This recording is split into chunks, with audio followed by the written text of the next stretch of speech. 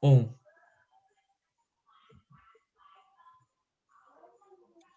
Bom dia a todas e todos. O 14º Encontro Internacional Científico Ótium e Congresso Ibero-Americano de Estudos do Lazer, Ócio e Recreação saúda a todas e todos os congressistas. Eu sou Fernando Chaves, professor dos cursos de Educação Física da Universidade do Vale do Rio dos Sinos, a Unicinos, localizada na cidade de São Leopoldo, Rio Grande do Sul. E atualmente também represento a universidade junto à Rede Ibero-Americana de Estudos de Ócio, Ótium, e estarei realizando hoje a mediação dessa mesa.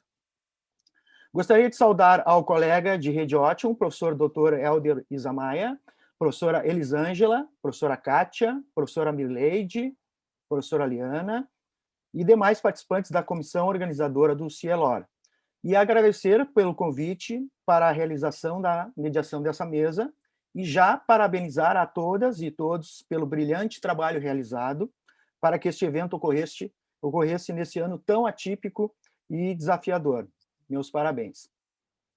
Saúdo também a nossa presidenta da Rede Ótium, a doutora Maria Jesus Monteagudo, e as demais queridas e queridos colegas da Rede Ótium. Temos aqui alguns informes, que na programação do evento estão ocorrendo mesas simultâneas, mas que todas elas, depois da finalização, estarão disponíveis a gravação na plataforma do Congresso. Outro informe é a questão de perguntas que poderão ser encaminhadas pelos congressistas através do chat aqui do evento. Pedimos só a gentileza de escrever em caixa alta no chat a palavra pergunta, para que se possa fazer um filtro do encaminhamento dessas perguntas. Iniciaremos agora a mesa 2, lazer, ócio e recreação e a interdisciplinaridade, onde passo agora a composição dessa mesa, apresentando os nossos professores convidados. Professor Jaime Cuenca Amigo, doutor em Ciências Sociais e Humanas e licenciado em Filosofia. É investigador associado do Instituto de Estudos de Ócio da Universidade de Deusto e integrante da equipe de investigação, lazer e desenvolvimento humano. É pesquisador principal do projeto Publicum, Públicos em Transformação, novas formas de experiência do espectador e suas interações com a gestão de museus, financiado pelo Programa Estadual de Promoção da Pesquisa Científica e Técnica de Excelência. Foi pesquisador visitante da Technische Universität e do Instituto Max Planck de História da Ciência, ambos de Berlim, da Universidade Nacional Autônoma do México, México DF, e da Hochschule für Gestaltung, Karlsruhe, Alemanha.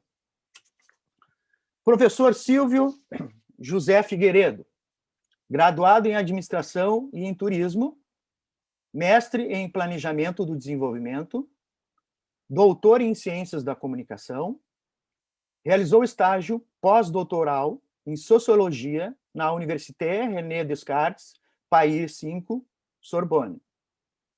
Atualmente é professor pesquisador do Programa de Pós-Graduação em Desenvolvimento Sustentável do Trópico Úmido, mestrado e doutorado, e do Programa de Pós-Graduação em Gestão Pública no Núcleo de Altos Estudos Amazônicos da Universidade Federal do Pará.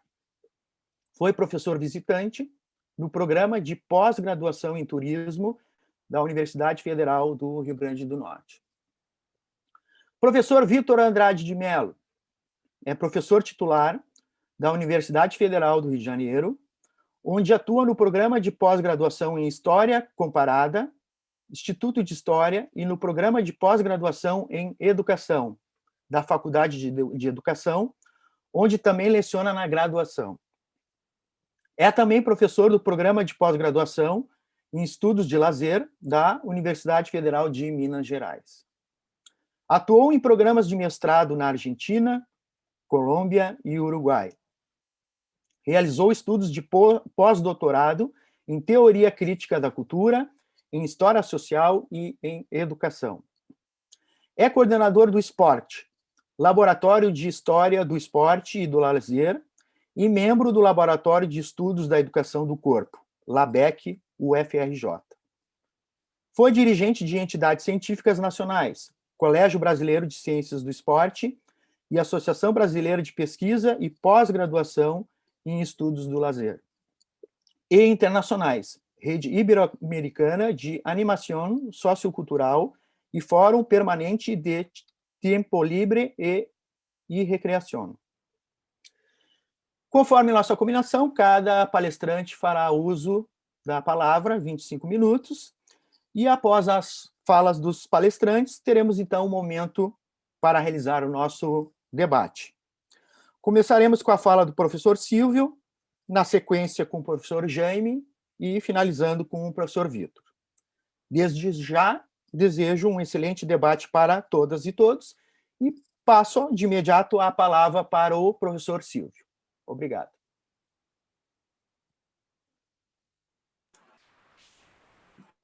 Bom dia a todos e todas.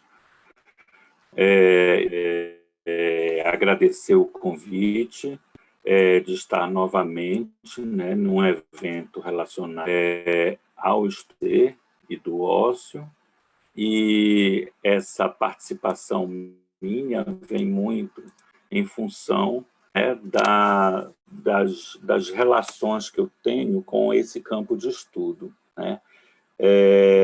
Queria ressaltar que eu imaginava, né, que nós iríamos estar nos encontrando presencialmente, e uma das expectativas que eu tinha, né, de um grande evento esse ano de 2020.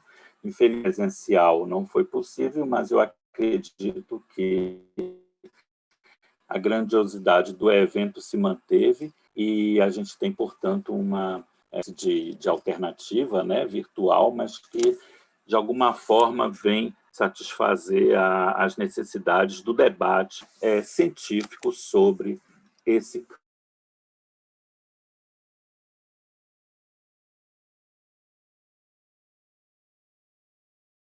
Saudar, obviamente, o conduz nessa sessão, né? E, além disso, o professor Vitor e o professor Jaime, né, que estão conosco para realizar esse debate, o que me deixa bastante feliz. Também ressaltar a importante, né, participação do professor Helder, da professora Mirleide, professora Eliana, que estão aqui nos dando apoio, e essa é fundamental, a vontade para falar e para debater determinados assuntos. Eu gostaria de iniciar, né, principalmente tentando, né, colocar para vocês um pouco da minha experiência sobre a relação de estudos com esse campo. E essa experiência, ela obviamente vem da minha formação e da minha atuação.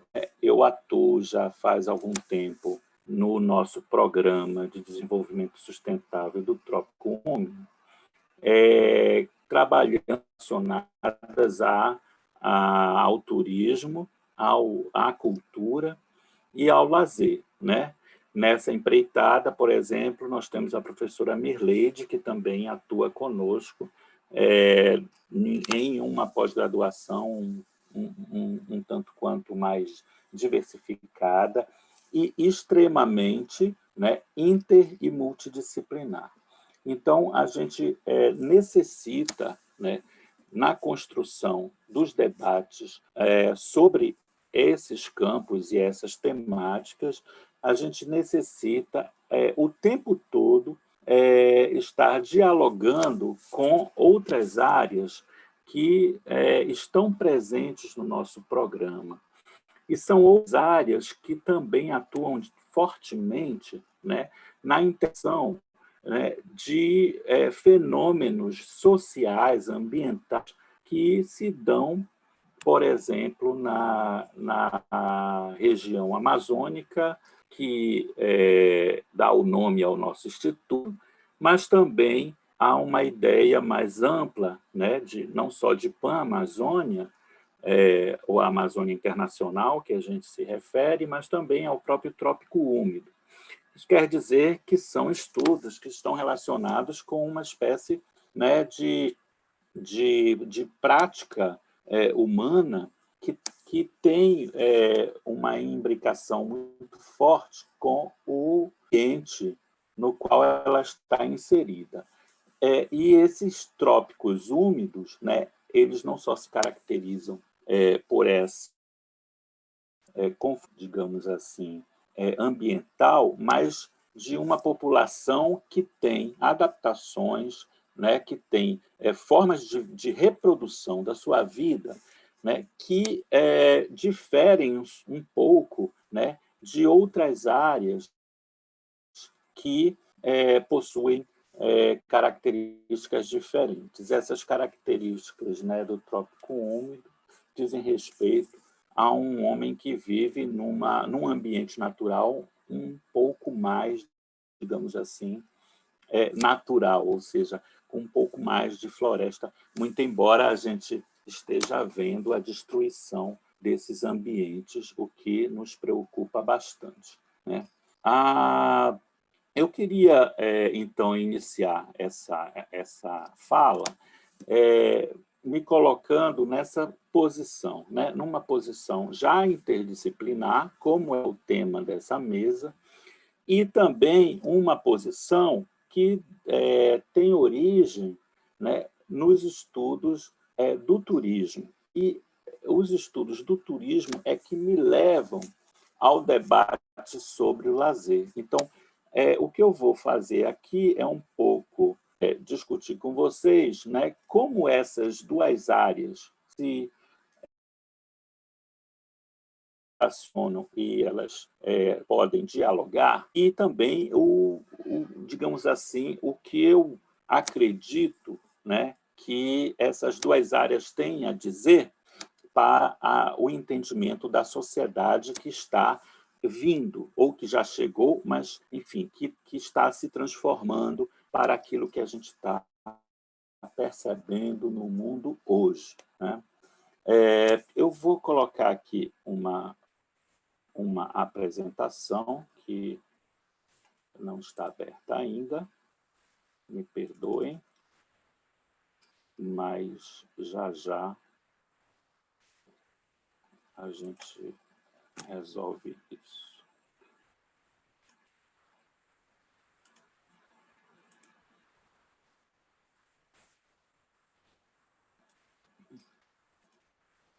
Não sei se já entrou a apresentação. Já? Então.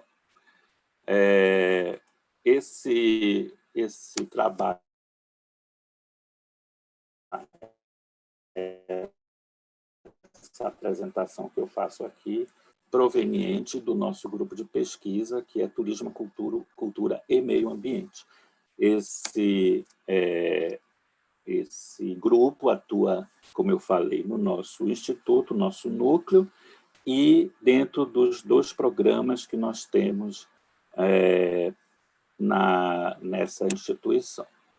Eu queria iniciar por umas falas que eu vi na internet que me deixaram bastante preocupados, né? Eu acho que nós, né, desse campo, né, tivemos muito material para estudar, porque foi um campo que afetou, né, que foi afetado pela pandemia de Covid-19, foi de uma forma destruidora, né? Muitas outras práticas sociais, elas continuaram, né, de alguma forma, mas, efetivamente, né, o lazer e o turismo foram afetados de forma forte. E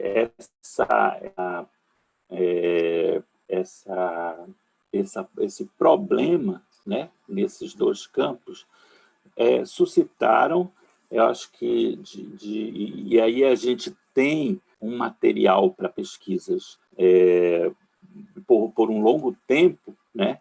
Porque foi, digamos assim, uma situação que nos colocou, né, frente a questões que nós, obviamente, já tínhamos imaginado, mas nunca tínhamos presenciado.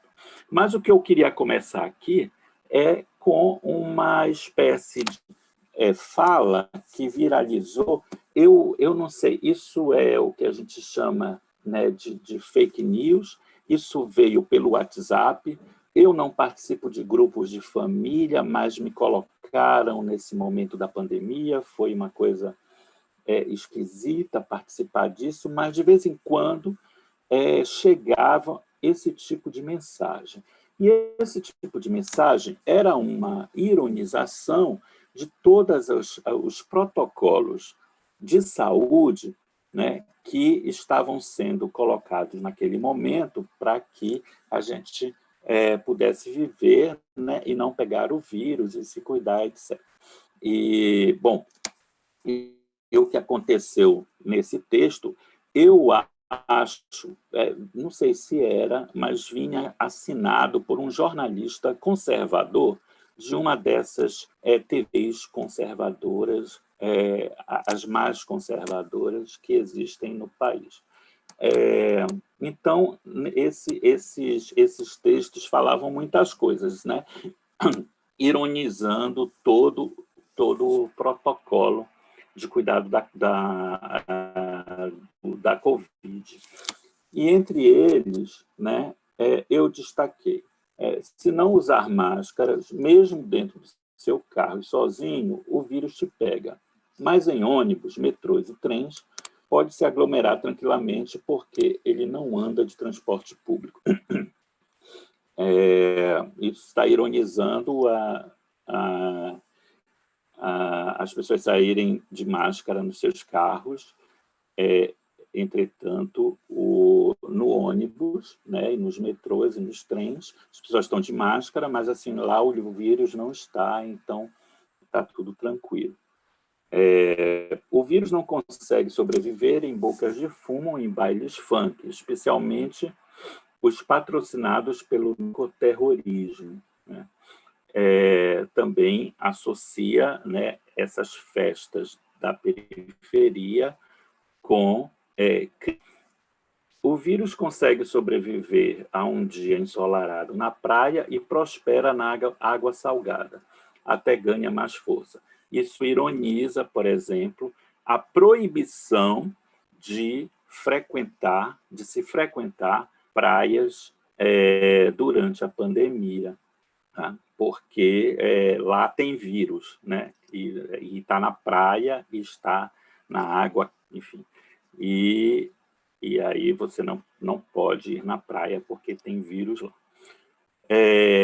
E ele adora parques, porque gosta de passear e pode pegar você, mesmo que esteja sozinho. Por isso te levam para a delegacia, pois lá ele não entra, tem medo de ficar preso, mas é tudo para o seu bem. Isso ironiza também diversas detenções de pessoas que, no auge, né, da pandemia, né, da quantidade de mortes, né, que ainda não cessou, obviamente, mas que, naquele momento, os leitos estavam todos, né, sendo ocupados em 100%, os leitos hospitalares, e algumas pessoas estavam sendo detidas, né, por andarem em parques ou praças e estarem sem máscara.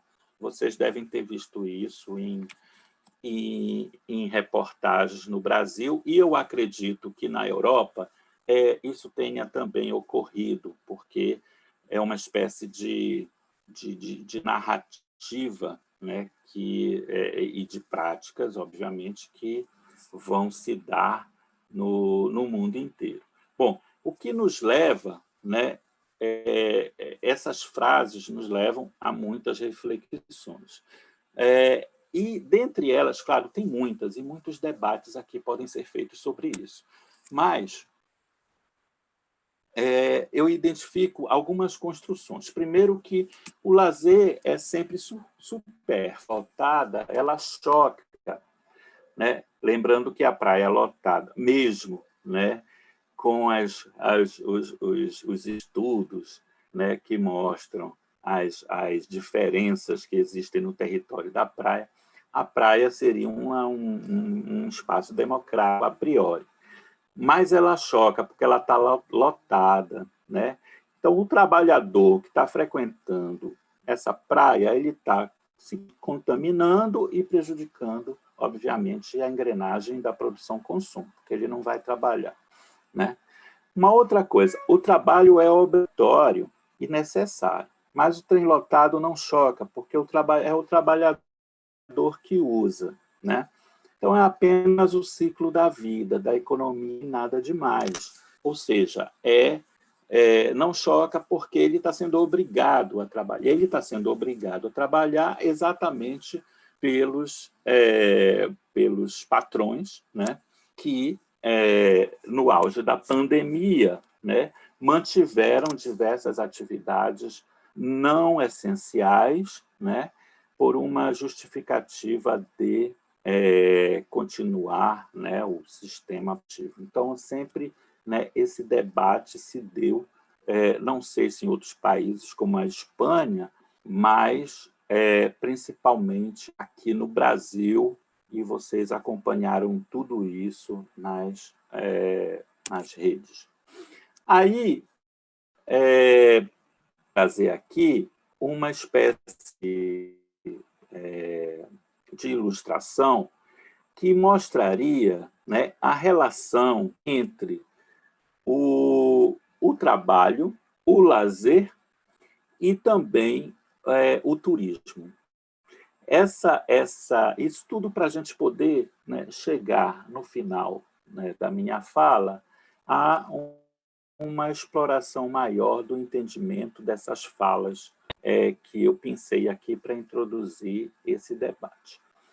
Essa figura aqui eu trouxe muito para ressaltar a obra, né, do Georges Cazes, que era um geógrafo, né, francês que produziu muitos trabalhos sobre turismo. E eu acredito que, para a gente entender, né, a situação do lazer, do turismo hoje, e a relação dessas duas grandes categorias e práticas, né, que vão estar relacionadas com o que é necessário ao mundo, né, e às pessoas, né, no meio de uma pandemia, a gente precisaria, então, debater um pouco mais essas relações. Então, se vocês perceberem no quadro do professor Jorge Cazes, o que nós temos é uma espécie de organização, né, entre o tempo e o espaço, né, e que, vejam, é uma espécie nessa relação tempo-espaço, há um início, né, um ponto de partida, que é a divisão do tempo. Então, essa divisão do tempo, para ele, né, se daria principalmente por um tempo relacionado ao trabalho e um tempo liberado do trabalho. E vejam, nem tudo é lazer e nem tudo é turismo, né? E isso fica claro nesse esquema. Claro que há algumas limitações nessa projeção, ela também é da década, né, de 90, do século passado. Aí a gente também, eu espero, né, não chegar no tempo, né, da fala para poder concluir, né, uma espécie de modificação um pouco dessa interpretação, mas o que a gente tem nesse momento é que essa relação tempo-espaço, né, ela nos dá conceitos de lazer, de trabalho e de turismo, né? Então, vejam a relação, né, conceitual já entre essas três categorias, né, e essa diferenciação. Então, o lazer, né, ele está em algumas atividades que constam desse tempo liberado. tá? E ele não está, tá, no tempo do trabalho. Então, ele não se relaciona com o trabalho. É um oposto. O tempo do trabalho, ele está muito bem organizado, né, na sua relação, e ele vai produzir, por exemplo, o que chamaríamos de turismo de negócios, inclusive, né, com uma espécie de contradição conceitual. Mas a gente se mantendo na proposta do lazer, nós temos muito claramente os lazeres que são relacionados, né, ao deslocamento e aqueles que não estão relacionados ao deslocamento. Agora, veja, o lazer, obviamente, está em tudo, porque a linha do tempo livre, né, e do lazer, ela produz o turismo, ela está presente no turismo. Então, a gente chama de lazer turístico, né? Isso, obviamente, vai ser muito importante. Outras práticas diversas fazem parte do nosso tempo livre, mas não são necessariamente lazer e estariam numa espécie de interseção, né? Então, visitas aparentes, por exemplo, militantismos, né? Quer dizer, essas atividades, elas são atividades híbridas, né? E isso a gente pode voltar um pouco na nossa fala final. Mas, até aqui, a gente tem muito bem organizado, né, o que distingue, por exemplo, né, o lazer, propriamente dito, né, e o lazer turístico, ou seja, é aquele que pressupõe o deslocamento. Tá? Esse quadro ele vai produzir, né, não só ele, mas também todas as teorias que nós temos relacionadas ao turismo e ao lazer, vai produzir uma espécie de equação. Essa equação ela é muito questionável por diversas formas, né? E por diversas matizes, né? E nuances. Mas nós encontramos aqui, por exemplo, três características muito fortes para a conceituação do turismo, né? Isso que se relaciona com o lazer, obviamente. A organização da viagem, a intenção do retorno, as práticas de lazer, né? Então, a presença desses três elementos é que dão, digamos assim, a característica, né, moderna da prática turística, né, da categoria turismo. Né? Então, o deslocamento e o retorno, que é a relação do espaço, né, o lazer e a organização dessa viagem. Para ampliar um pouco essa questão, nós introduziríamos, né, uma espécie de modificação ou ampliação do conceito do turismo. O lazer ele está presente, mas ele também se modifica. Por quê? Né? A ampliação desse campo do turismo já em 2020, né, significa que algumas práticas que não são necessariamente lazer e não necessariamente turismo estão presentes nas práticas que o campo do turismo e o campo do lazer estão começando a analisar. Né? Então, uma série de atividades de rede, por exemplo, de turismo de base comunitária, né? Ausência de formas tradicionais de comercialização, as trocas, os escambos, enfim, essas práticas alternativas elas vieram com muita força. Então, eu aqui, digamos, uma espécie de progressão, né? 1838, com a palavra touriste, 1841, com a viagem organizada, pelo Thomas Cook, né? E há essa ideia de que o turismo é a viagem de lazer, né? Então, turismo não é viajar para guerrear, nem para resolver negócios, nem para visitar parentes que não sejam relacionados com uma decisão mais fluida e não uma obrigatoriedade, né? E o lazer também acompanha, digamos assim, essas novas modificações. Então, a ideia, já estou quase concluindo, vou chegar ao final, a ideia, né, de que a praia lotada do que o ônibus é exatamente uma espécie de confirmação de que o lazer e o turismo, né, eles são, ou deveriam ser, né, nessa interpretação, uma espécie de prática completamente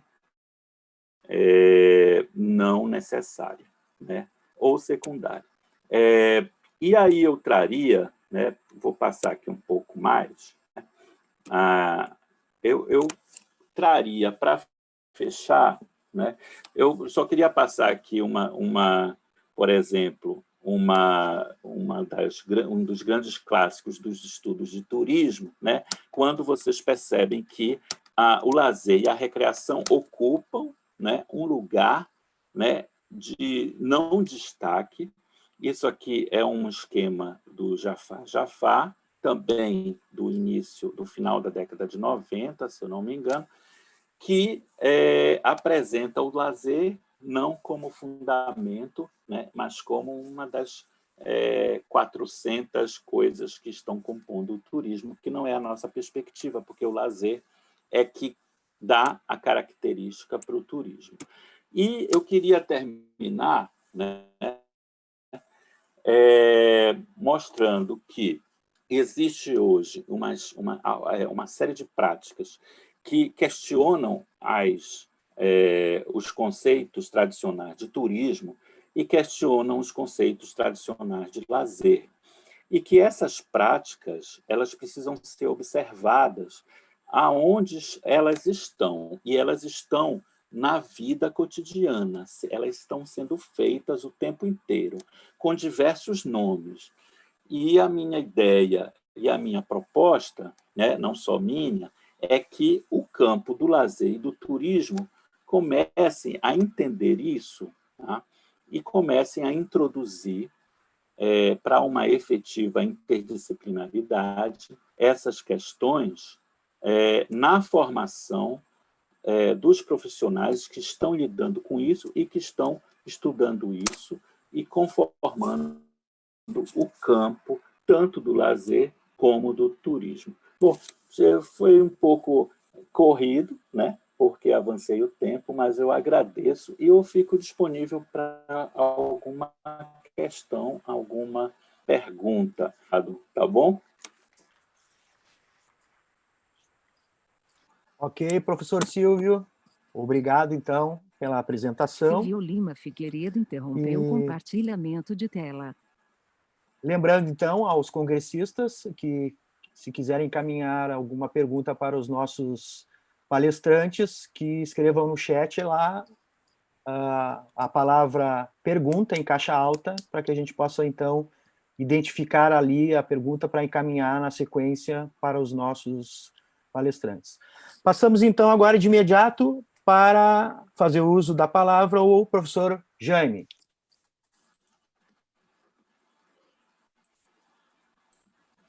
Buen día, obrigado. Muchas gracias por la invitación. Lamento no poder hacer mi intervención en portugués y de hecho ni siquiera he llegado a tiempo a aceptar esa invitación tan amable que me hicieron desde la organización para poder traducir al menos la presentación que voy a compartir. Pero bueno, intentaré, como están haciendo mis compañeros de mesa, y lo agradezco mucho, hablar yo también lentamente para que intentemos mantener un debate no solo sobre la interdisciplinariedad, sino también interidiomas. Bueno, Voy a compartir una presentación para ayudarme a mantenerme formal en lo que quiero contar y no salirme tampoco demasiado del tiempo establecido. Bueno, si hay algún momento en el que funcione mal o se vea mal, por favor no dejéis de avisarme para que lo arreglemos. Gracias, Fernando. Bueno, muchas gracias a la organización, al Congreso, a Elder, que ha sido el contacto más directo, por contar conmigo. Es un placer siempre desde el Instituto de Estudios de Ocio de la Universidad de Deusto, de Bilbao, continuar siendo una parte muy activa de la red Otium y continuar aprendiendo siempre en todos estos encuentros. Es una lástima que no lo podamos hacer presencial esta vez, pero bueno, así podemos vivir la extraña experiencia de tener ponentes que están en verano y en invierno a la misma vez y estas cosas. Bueno, voy a...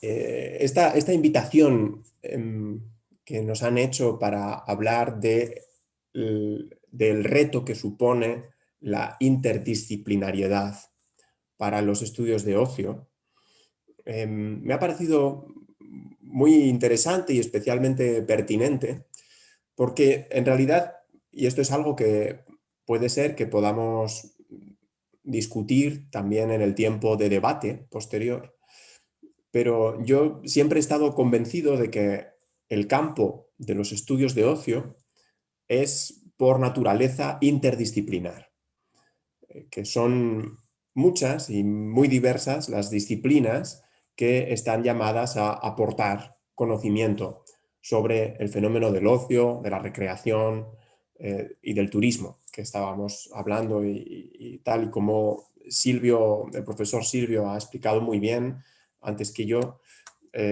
hay conceptos como los mismos conceptos de ocio, trabajo y turismo que son difíciles de separar y que no podrían definirse sino en su interrelación mutua, ¿no?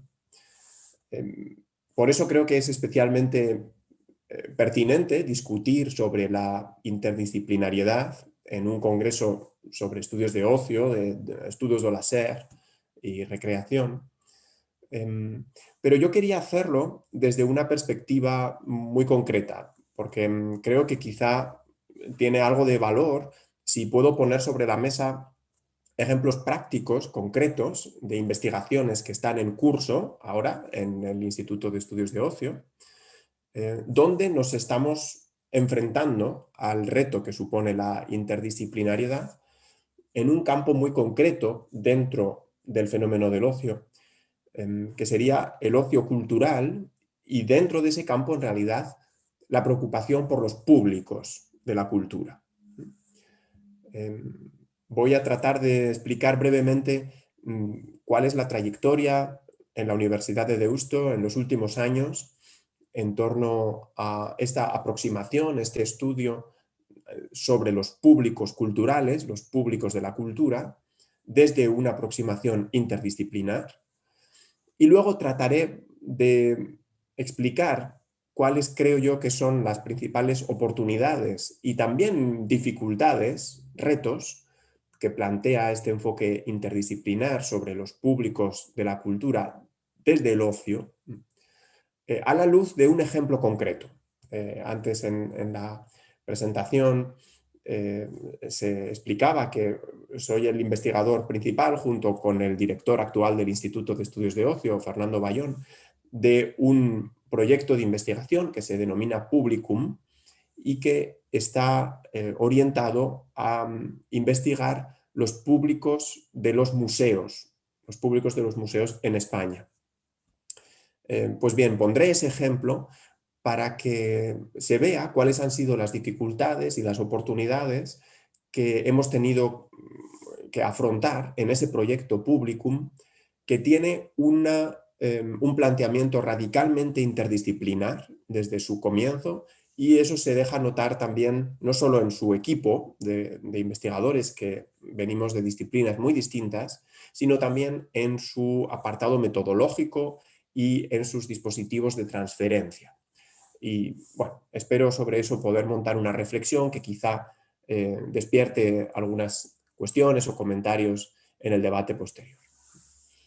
Bueno, voy a tratar de explicar eso primero muy brevemente, antes de poner ese ejemplo que comentaba, de, bueno, cuál es ese modelo que en la Universidad de Deusto, en Bilbao, llevamos unos años desarrollando para aproximarnos a los públicos de la cultura desde el ocio y desde una perspectiva interdisciplinar.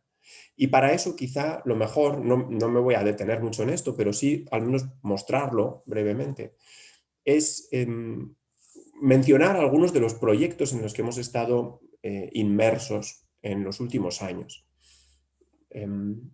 Son en su mayoría proyectos financiados por la Comisión Europea, por la Unión Europea, y por lo tanto en los cuales estamos como socios o como partners de una red más amplia junto con socios de otros países europeos, principalmente en Reino Unido, en Polonia, en Italia, en Dinamarca, etc.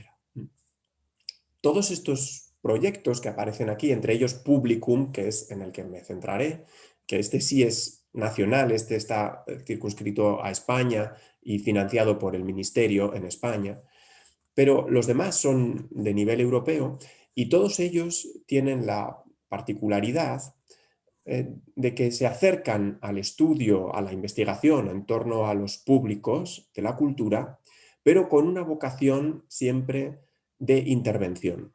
No se trata únicamente de ampliar el conocimiento sobre el comportamiento de los públicos culturales, por ejemplo, sino de conseguir que ese conocimiento sea productivo, sea fructífero, nos lleve a algún sitio. Y para eso tenemos siempre la intención de que estos proyectos produzcan proyectos de intervención, que se dejen notar en el sector cultural en el cual se incardinan.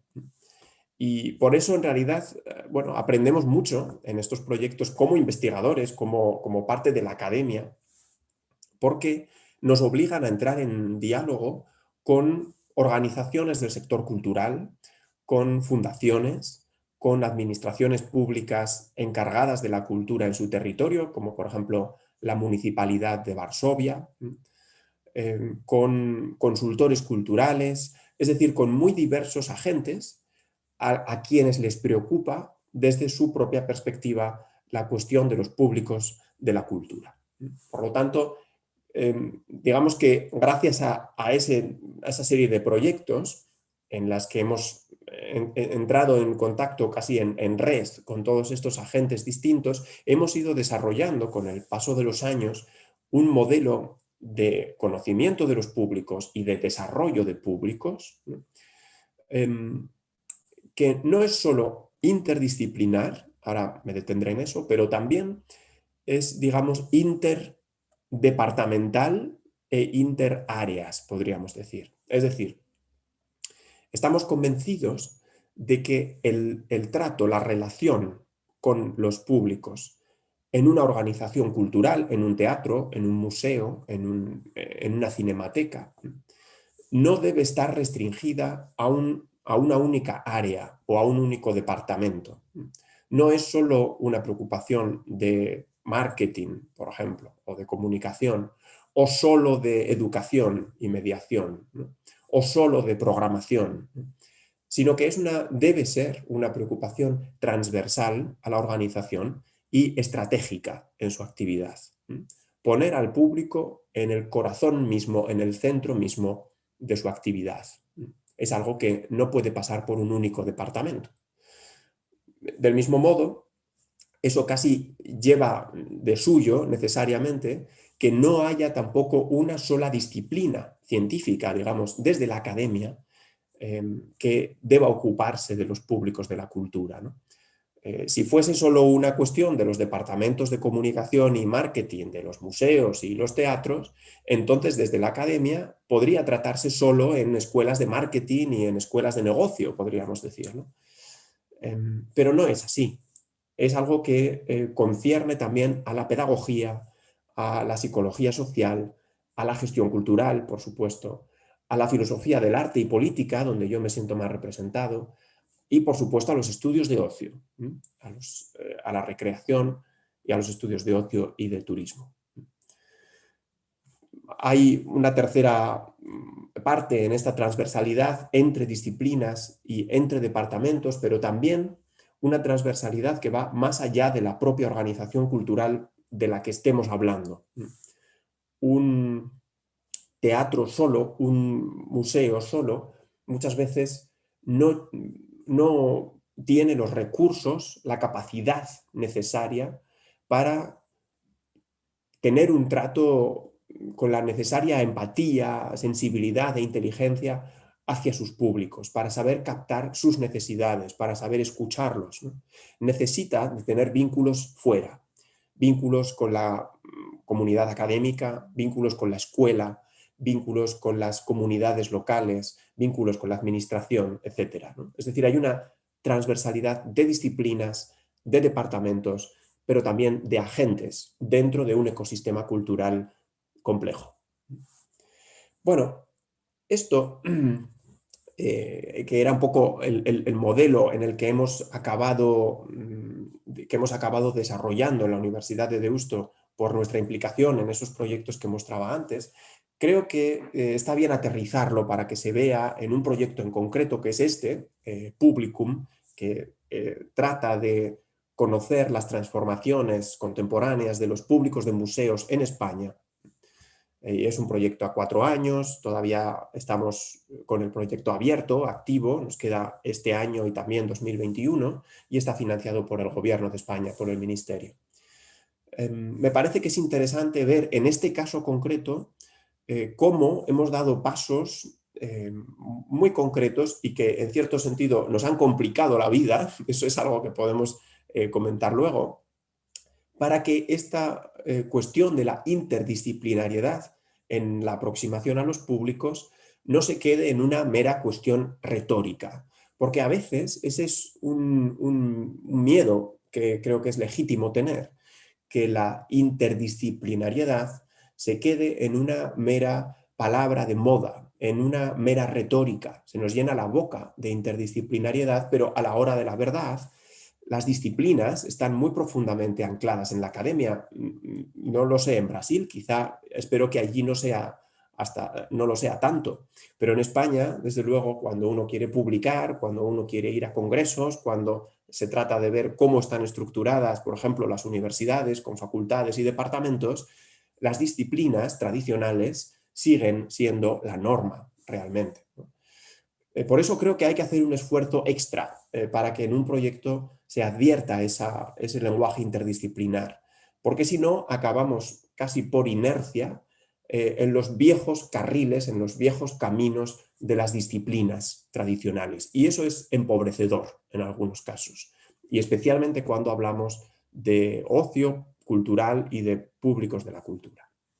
Bueno, en este caso concreto, cuando decimos que se trata de un proyecto interdisciplinar, nos referimos principalmente a estos 3 ámbitos de estudio que están presentes entre los investigadores del proyecto, del equipo del proyecto, y que están presentes como ejes conceptuales en todo el planteamiento del proyecto, desde que enviamos la solicitud, digamos, para la financiación al Ministerio, ¿no? Por un lado, una aproximación al museo y a sus públicos desde conceptos de la filosofía, del arte y política. Por otro lado, una aproximación a los visitantes y a su comportamiento desde categorías psicosociales que tienen que ver con la tradición de los estudios de públicos en museos, los cuales miden cuestiones de comportamiento, pero también cuestiones relativas a expectativas, motivaciones, beneficios, cuestiones relativas a la propia experiencia de visita. Es decir, aquí aproximándonos mucho a una cierta comprensión de los estudios de ocio también, pero desde la psicología social. Y en tercer lugar, algo que no es propiamente una disciplina, lo que en el ámbito anglosajón se denomina audience development, desarrollo de audiencias o desarrollo de públicos, decimos en castellano, que es más bien un enfoque dentro de la gestión cultural, del management, de la gestión cultural. Bien, desde estos, y que en este caso se enfoca más a las cuestiones propias de la organización, de lo organizacional, no tanto la experiencia del público, sino el otro polo, de qué hace el museo para acoger a sus públicos y para escucharlos, etc. Bueno, hay un elemento transversal que aparece ahí, que es un compromiso de todo el proyecto también con la inclusión a nivel social y también la inclusión a nivel de diversas capacidades. Como quizá conozcan, el Instituto de Estudios de Ocio cuenta desde hace muchos años con una cátedra de ocio y discapacidad y por lo tanto es una cuestión esta del ocio inclusivo que nos preocupa y nos ocupa desde hace tiempo. Bueno, este es el planteamiento, digamos, conceptual. Ahora bien, ¿cómo se encarna esto en la realidad del proyecto? Bueno, lo cierto es que si somos respetuosos con estas diversas disciplinas y enfoques que están presentes en el proyecto desde el comienzo, en distintos investigadores, ¿no? Eso significa aceptar que hay, por ejemplo, diversas culturas de investigación. Son disciplinas que traen consigo sus propias herramientas, por ejemplo, metodológicas, ¿no? La psicología social y los estudios de públicos, por ejemplo, demanda una serie de herramientas cuantitativas como un cuestionario de visita, por ejemplo. Mientras que una aproximación desde la filosofía del arte y política será mucho más especulativa y se puede canalizar a través de reflexiones teóricas de otra índole. Bueno, esto debe conjugarse, y esto es lo que ha sido complejo realmente desde el comienzo, debe conjugarse esa diversidad de culturas de investigación y esa diversidad metodológica en el proyecto con unos objetivos y unos ejes conceptuales que son comunes a lo largo de todo el proyecto. Y que aquí no me voy a detener a explicarlos, son esos 2 objetivos y 3 ejes, pero la cuestión es que son comunes a todos. Y por último, se advierte también en una diversidad de dispositivos o elementos de transferencia, de comunicación y de difusión de los resultados de la investigación. Por ejemplo, dentro de la psicología social es más apropiado una transferencia en el sentido de los papers en revistas de impacto que aceptan principalmente contenidos de índole cuantitativo, por ejemplo. Mientras que en el enfoque del desarrollo de públicos o desarrollo de audiencias, audience development, dentro de la gestión cultural, hay otra serie de dispositivos de transferencia que tienen más que ver con lograr cambios reales en las organizaciones involucradas en el proyecto. No tanto hablar a una comunidad científica, sino lograr un impacto en una comunidad profesional. Es decir, son muy diversas las formas y actividades de transferencia que cada disciplina o campo de estudio exige. Bueno, yo pongo ahora aquí solo 3 palabras que creo que resumen algunas de las cosas que podemos ir sacando en limpio como lecciones de aprendizaje ahora que nos aproximamos poco a poco al último año del proyecto Publicum, que tiene que ver, por un lado, con lo que se ha exigido de mí y de Fernando como investigadores principales del proyecto, ¿no? Ha sido necesario mantener una flexibilidad y apertura en los objetivos comunes, incluso en su formulación, ¿no? Porque si utilizamos una formulación demasiado ligada a una de las disciplinas concretas, ¿no?, las demás se sentirían excluidas. Por lo tanto, los objetivos han sido necesariamente amplios. Para algunos de los investigadores, por ejemplo, no amplios, sino vagos, ¿no?, nebulosos. Esa es una dificultad posible. Hay que mantener un equilibrio entre la apertura y la vaguedad. Por otro lado, las diversas culturas de investigación y las diversas herramientas metodológicas implicadas en el proyecto deben ser complementarias, es decir, sí distintas. Algunos requerirán entrevistas a profundidad, otros cuestionarios cuantitativos, otros seminarios de investigación teórica. Pero todas ellas deben poder ser complementarias y debe entenderse el proyecto como una arena común, como una plaza, como un foro en el que cada investigador pueda aportar desde su disciplina y desde sus herramientas. Y creemos que si hacemos esto bien, que como se puede suponer, pues trae muchas dificultades y tiene sus riesgos, ¿no? Si se hace todo eso bien, uno de los beneficios que se tiene, además de lograr una mayor riqueza y complejidad en la comprensión del fenómeno, ¿no? En este caso los públicos de los museos, se consigue también un mayor impacto del proyecto, porque en realidad compatibilizando estos distintos dispositivos de transferencia, cuantitativos, profesionalizantes, más teóricos, etcétera, etcétera, logramos que más gente se sienta aludida y concernida por los resultados de la investigación. Bueno, voy terminando ya y solo comparto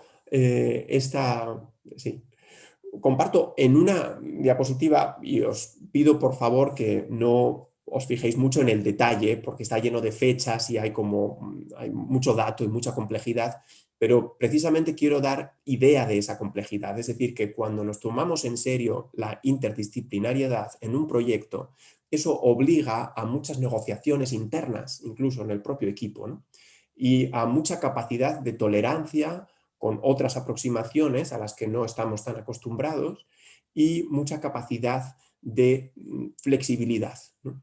Y eso, por ejemplo, nos condujo a un proceso bastante complejo a la hora de diseñar el cuestionario que era la herramienta principal, un cuestionario que íbamos a pasar en unos museos españoles, en 16 museos, a los visitantes de esos museos. Y lo hicimos construyendo una herramienta interdisciplinar desde abajo, de abajo arriba.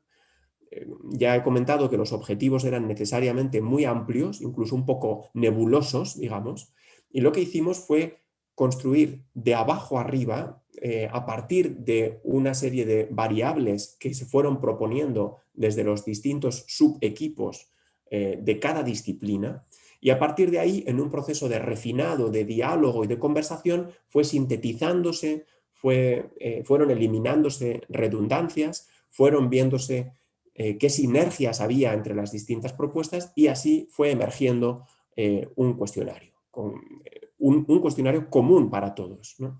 Pero veis que en realidad fue un proceso en el que, ya digo, no tienen mucha importancia las fechas, que fue llevando del diseño finalmente a una concreción de las variables, a un contraste entre grupos, a un refinado de esas variables, posteriormente a un pretest, a la aplicación del pretest y luego ya sí, finalmente al diseño del cuestionario y a su administración. A día de hoy estamos ya explotando los resultados de ese cuestionario, ¿no? No importa tanto el proceso como dar idea, por eso traía esta diapositiva, de la complejidad que exige tomarse verdaderamente en serio la interdisciplinariedad.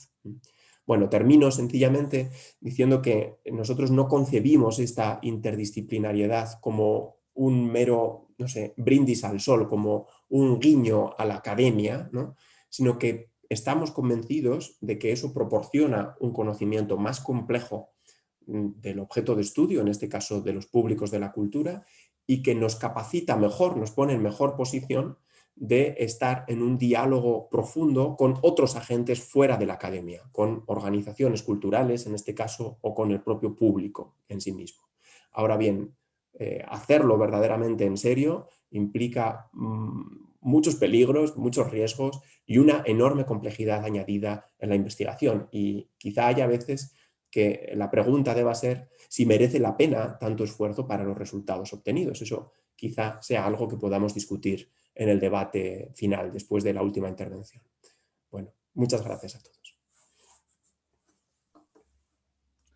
Ok. Jaime Cuenca interrompeu o compartilhamento de tela. Graças, Jaime, pelas suas palavras. Passamos agora, então, para o professor Vitor fazer uso da sua palavra. Professor Vitor. Bom, pessoal, bom dia.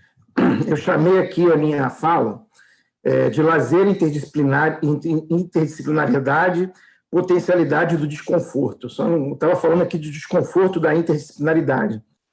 Só não esperava que o desconforto pudesse vir de outro lugar. Então, lhes conto que eu estou falando de um lugar muito silencioso, só que hoje, efetivamente, hoje o vizinho resolveu fazer obra aqui do lado. Então, está fazendo um barulho terrível aqui, eu peço desculpa por isso, né? Coisas do remoto, né? A gente não conta com essas coisas. Então, tomara que esse barulho não atrapalhe a nossa comunicação. Bom, de pronto, eu gostaria de agradecer o convite do meu amigo, irmão Helder, bem como de todas as colegas envolvidas com a organização desse evento, Rosângela, Liana, Kátia, de todo mundo. Quero também saudar Silvio e Jaime, com os quais eu tenho o prazer de dividir essa mesa que se debruça sobre um tema tão fascinante. Eu sinto-me muito feliz e honrado de estar convosco no dia de hoje. Obrigado, Fernando, pela mediação. É um grande prazer. Bom, então, a despeito de me sentir muito feliz, eu também, de outro lado, devo assumir de imediato os meus limites. Ao receber o convite, eu ponderei sobre a minha dificuldade de tratar do tema, já que nunca efetivamente eu me debrucei sobre ele. O Helder contestou que não entendia tal ponderação por causa da minha trajetória muito multidisciplinar. É verdade que eu já transitei por muitas áreas distintas, e são tantas áreas que eu acho que mais do que multidisciplinar, eu sou mesmo indisciplinado. Mas tenho dúvidas se isso me gabarita para tratar apropriadamente do tema dessa mesa. Assim sendo, reconhecendo esses limites, não pretendo me deter ao debate sobre o que é interdisciplinaridade, transdisciplinaridade, multidisciplinaridade, adisciplinaridade, pós-disciplinaridade, tem um montão de termos que cercam esses debates. Eu julgo esse um debate importante, mas não vou me arriscar por essa seara, tanto por falta de competência, quanto por total falta de interesse nessas minúcias. São todas formas de diálogos disciplinares em diferentes graus e estratégias. O que pretendo discutir, partir um pouco de minha experiência pessoal como pesquisador, são os limites e potencialidades e desafios que cercam a assunção de uma postura dialógica no que tange às disciplinas acadêmicas. O que me interessa são os diálogos disciplinares, de qualquer forma que possam ser estabelecidos. Isso vive sendo anunciado como importante. Isso deveria mesmo ser uma marca de toda a produção de conhecimento. Deveria, mas não é. A suposta valorização do estabelecimento de tais diálogos encontra muitas barreiras, sendo, na prática, em muitas ocasiões, uma postura incompreendida em função das áreas cada vez mais se apresentarem como estáticas, conservadoras, pouco dadas à inovação e recorrente a mecanismos de autolegitimação. Não raras vezes, as disciplinas são quase um clubinho de tão fechadas que são. Eu vou dar um exemplo. Essa semana a gente recebeu, eu sou editor, além de ser editor da Lícere junto com o Helder, eu sou editor de uma revista de História do Esporte, a Record Revista de História do Esporte, que já tem mais de 10 anos, está há mais de 10 anos sendo editada. Bom, a gente recebeu notícia que a Record não foi avaliada na área de História e foi passada para a área de interdisciplinar para ser avaliada pelo Qualis Periódicos. Né? E aí a nossa pergunta, mas por que passaram? Nós somos uma revista de História do Esporte, que publica estudos de História do Esporte e História do Lazer também, ligado a um programa de pós-graduação em História. Bom, o argumento foi que publica muita gente de outras áreas, portanto, a gente não é da área de História, a gente é da área de interdisciplinar. Então, vejam só que curioso. São todos estudos de História, só que publicados por gente de outras áreas. Mas o clubinho da História acha que, para ser de História, tem que ser alguém de origem na História, não que faça a pesquisa histórica propriamente dita. E segundo, quando a gente não sabe o que faz, porque tem muita área envolvida, a gente joga para interdisciplinar. Então, largamente no Brasil, a interdisciplinar, por vezes, funciona como um refúgio, como um lugar onde a gente coloca tudo aquilo que a gente não sabe fazer com o que a gente faz com a disciplina. O que ocorre é que a disciplina acadêmica é quase como a noção de Estado-nação. Podem até surgir questionamentos, mas na prática parece insuperável. E isso tem se acentuado, especialmente no Brasil, no mundo inteiro, mas especialmente no Brasil, em função do excesso de burocratização da ciência, e da crescente escassez de recursos. Farinha pouca, meu pirão primeiro, diz o ditado. Isso acaba gerando um ambiente cada vez mais áspero para qualquer tipo de inovação, tal como é a busca de diálogos disciplinares. O que vemos, então, de fato, é o reiterar da canonização disciplinar, que se acentua com o fato de a pesquisa ser, pelo menos na academia brasileira, uma atividade em certa medida marginal. Basta dizer que temos poucos institutos de pesquisa no Brasil. A maior parte da pesquisa é feita dentro das universidades públicas. Mas quem faz pesquisa tem que dar conta também da graduação, da extensão, da administração. Além disso, raramente temos efetivamente nossas horas de pesquisa contadas.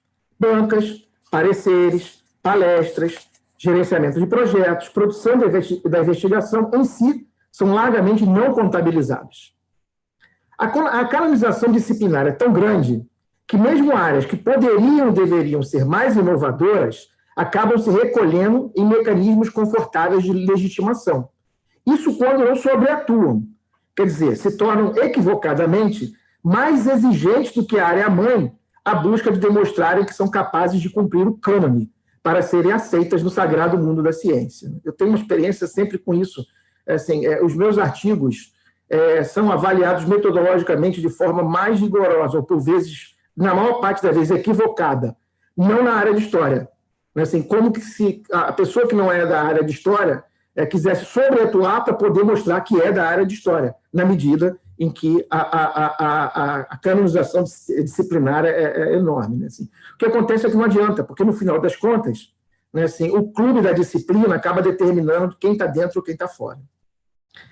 Sustentando-se na distribuição de cargos e de verbas, o poderio disciplinar é de tal ordem que mesmo propostas que nascem pouco disciplinares acabam por se disciplinar. Sem querer entrar mais profundamente no debate, cito o caso dos estudos culturais, que a princípio adotavam uma postura adisciplinar, mas foram rapidamente disciplinando-se, especialmente quando chegaram no cenário norte-americano e se articularam com os departamentos de letras.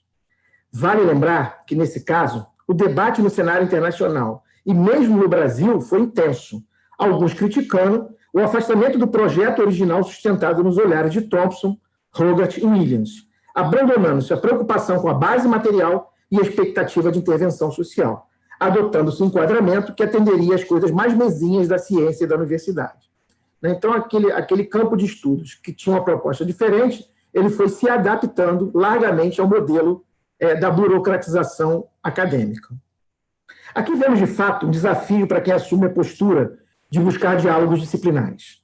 Como lidar com a forte postura disciplinar do campo científico? Cito algumas ocorrências concretas. Egressos de nossos cursos de mestrado e doutorado em estudos do lazer, por vezes, são impedidos de fazer concursos públicos em função do corporativismo das áreas. Então, o cara é formado em educação física, mas fez mestrado e doutorado em estudos do lazer, e alguns concursos para a área de educação física, mesmo aqueles para as disciplinas de lazer e recreação, exigem que o mestrado do cara seja em educação física. Então, o cara teria mais a possibilidade de fazer esse concurso, ele está excluído pelo corporativismo das áreas. A CAPES tem uma área disciplinar, mas o CNPq não tem. E o que cria problemas para pedido de recursos e bolsas como as de produtividade.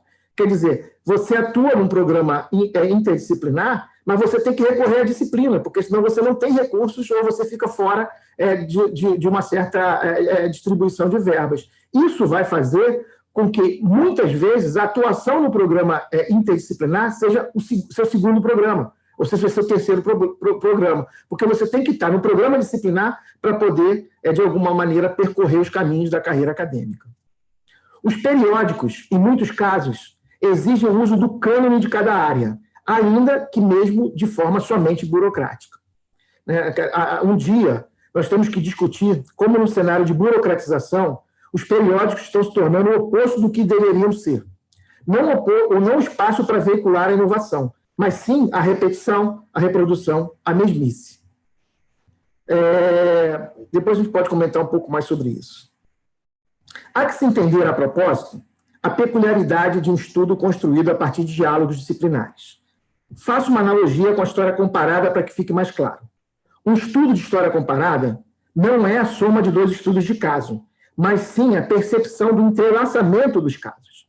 Daí a importância das comparáveis ser maior mesmo do que da cronologia, algo sempre tão importante nas pesquisas históricas. Um estudo que pretende um diálogo disciplinar não é a soma dos olhares advindos de duas áreas de conhecimento, mas sim o entrelaçamento de duas perspectivas de entendimento do objeto. Se for julgado pelos parâmetros disciplinares, deixa de se perceber e considerar o potencial dos diálogos promovidos.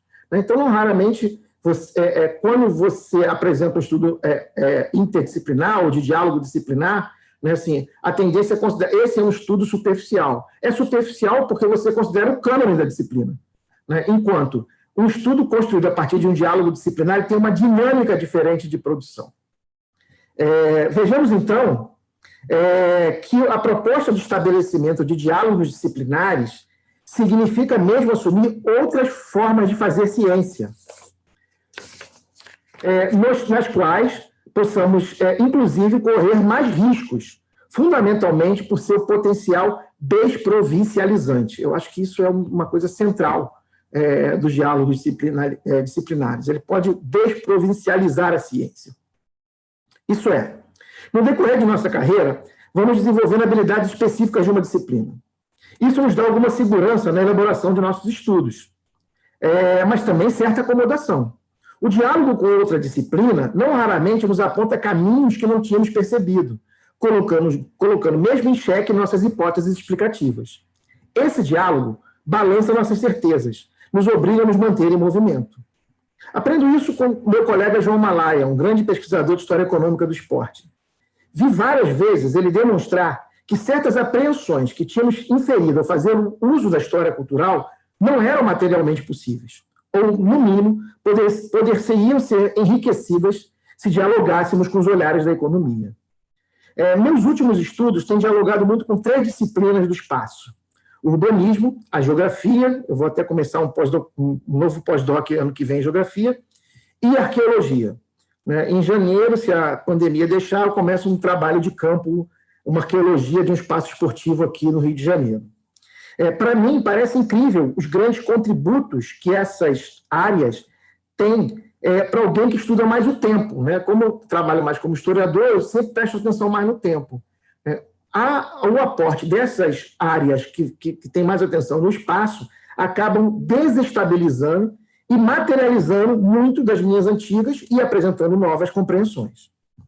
Com isso, não estou dizendo que sempre que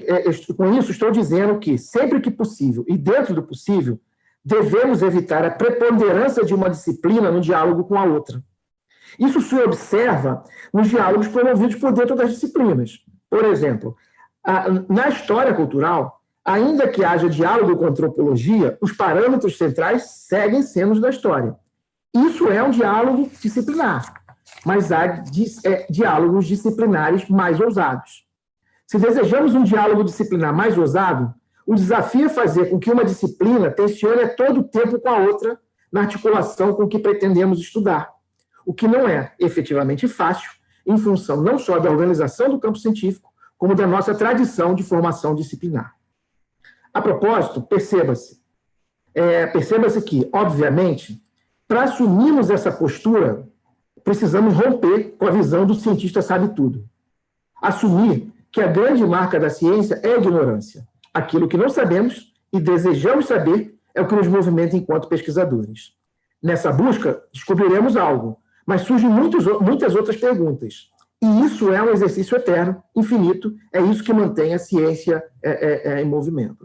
Quer dizer, a arrogância do cânone disciplinar, ela não faz nada bem para o campo científico, ela não faz nada bem para a ciência. Ela cria uma situação confortável que dificulta que a ciência continue em movimento. A adoção de diálogos disciplinares, logo, também tem o potencial de ser um antídoto contra a arrogância. Além de tudo, fazendo uso das palavras do poeta, um veneno anti-monotonia. Acho que é isso que tem me movimentado na busca de novas disciplinas, novos temas, novos recortes temporais e espaciais. Eu não gosto, mas sinto que é necessário me sentir ignorante. É o que ignoro que me move e me lembra que, por mais que eu caminhe, há sempre... E como eu não gosto de ser ignorante, vou seguir dando sequência às minhas investigações, mesmo sabendo que toda vez que curamos uma ignorância, surgem tantas outras ignorâncias. Novos olhares disciplinares nos permitem lançar novas respostas, mas também novas perguntas, né? Fazer emergir novas ignorâncias. Por isso, acho que a marca do cientista não é a genialidade, mas o trabalho incessante, cotidiano, laboratorial. Vejo o cientista mais perto do trabalhador braçal do que da figura idealizada do artista brilhante. Idealizada, porque quem conhece arte sabe que o artista também é um trabalhador braçal. Nesse sentido, a ciência está bem perto da arte. São trabalhadores artesanais que não cansam nunca de buscar novas motivações para dar sequência a seus exercícios profissionais. Os diálogos disciplinares fazem parte dessa bricolagem, nos tira da zona de conforto, nos induz a novas formas de pensar, cria novos desafios. Nesse processo, aperfeiçoa o nosso exercício de investigação. Gostaria de citar a inevitabilidade da promoção de diálogos disciplinares que pende sobre alguns casos. Vejamos que os diálogos disciplinares existem no interior das disciplinas, e as disciplinas ganham muito com tal postura, né? É o caso que eu já citei da história cultural, né? Assim, quando a história começou a dialogar com a antropologia trouxe uma série de novos conceitos, problemas, possibilidades de investigação. Agora, quando falamos isso, nós estamos falando de uma ciência, de uma área mais constituída enquanto ciência. Quando falamos de uma disciplina que se organiza não em torno de uma ciência, mas sim de um problema ou de um fenômeno social, a questão dos diálogos se torna ainda mais central, dada a multifatorialidade do que estamos a investigar. A propósito, não é por acaso que nós denominamos de estudos do lazer. Cito uma fala da professora Beatriz Rezende para termos em conta que isso significa mais do que um termo. A Beatriz Rezende está falando dos estudos culturais. Ela diz: a primeira coisa que me agrada nos estudos culturais é apresentarem-se como estudos. Instala-se imediatamente uma provisoriedade, uma abertura que me parece indispensável em um momento de questionamentos, de necessariamente assumirmos as dúvidas que vivemos diante do século que se inicia. No caso das investigações do esporte, inclusive, já há algum tempo tenho sugerido que precisamos definitivamente passar da investigação disciplinar, quer dizer, nós temos história do esporte, antropologia do esporte, economia do esporte, para uma perspectiva mais intensa de diálogos disciplinares, os estudos do esporte. Essa talvez seja uma orientação que valha para nós de estudos de lazer, ou estudos da diversão, como eu gosto mais de falar. Indubitavelmente, temos um campo cada vez mais multidisciplinar. Nos congressos, periódicos, programas de pós, cada vez mais vemos gente oriunda e adotando olhares de diferentes disciplinas. Todavia, ouso dizer que isso não tem significado exatamente o aumento dos diálogos disciplinares.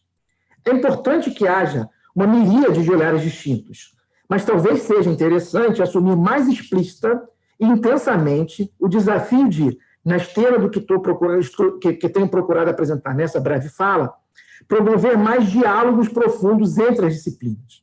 Isso é, trata-se de ultrapassar uma abordagem mais intuitiva e ocasional para uma observação mais assumida, profunda e sistematizada.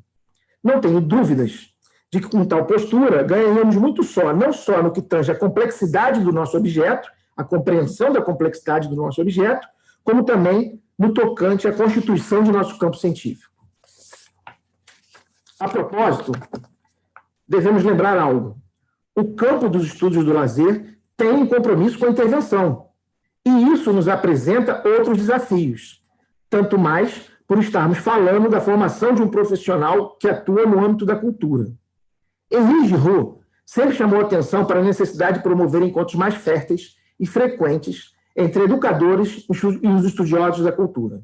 Para ele, abre aspas, a fala dele, embora compartilhem de certas práticas pedagógicas e ideológicas, eles, estudiosos da cultura e educadores, raramente falam entre si, em parte por causa das barreiras disciplinares e fronteiras institucionais que atomizam, isolam e impedem que os trabalhadores culturais atuem em colaboração no contexto desses limites.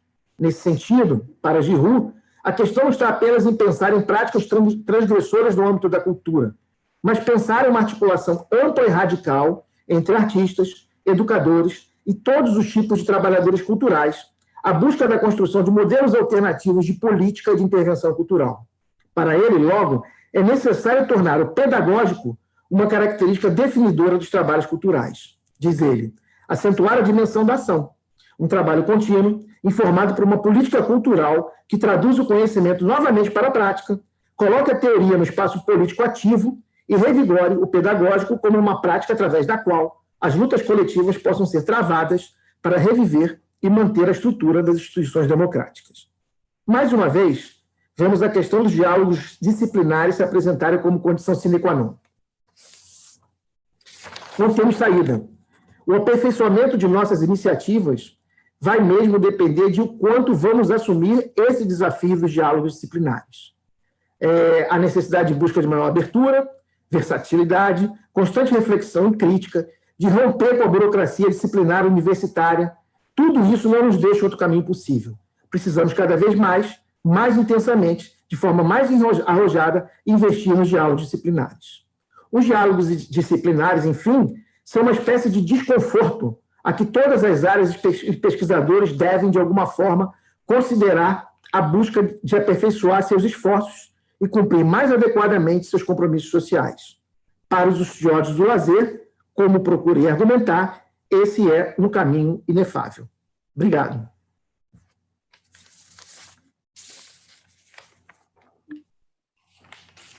Ok, professor Vitor, obrigado pelas suas palavras. E assim, então, a gente encerra esse primeiro momento, onde os nossos 3 palestrantes puderam nos passar temas bem relevantes, interessantes, que cada um na sua fala nos daria condições aqui para ficar muito tempo discutindo por essas questões, né? Nós tivemos, primeiramente, então, o professor Silvio, que trouxe, então, essa relação do trabalho e o lazer e como o turismo conversa com essas duas áreas, né? E acredito que teriam várias situações interessantes para nos passar, né? Nessa condição assim da Amazônia, da representatividade que a Amazônia tem, essa visibilidade internacional que a Amazônia tem, né? Então, eu acredito que seja um espaço muito potente para realizar diferentes estudos, né? Já o professor Jaime, por sua vez, também trouxe um pouco da sua experiência no projeto em que participa, na Espanha, o Público, trazendo, então, que são várias áreas envolvidas, então, promovendo essa interdisciplinaridade e trazendo um exemplo prático ali da criação de um questionário que envolve todas essas áreas, aí, o desenvolvimento de um questionário comum, né?